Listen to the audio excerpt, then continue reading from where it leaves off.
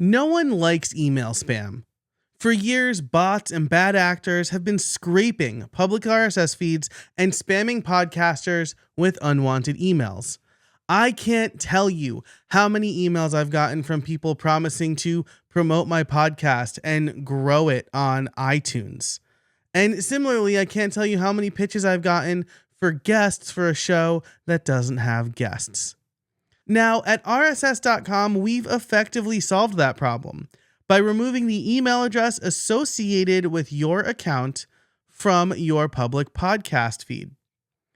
But as some services require verifying your email address in your RSS feed, we have created an easy way for you to temporarily enable it and then disable it.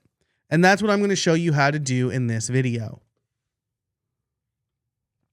You can see here in my RSS.com dashboard, I have my podcast up. And if I go to settings, the first thing you'll see here is enable email in my RSS feed. So if I type my email address here, I can enable it.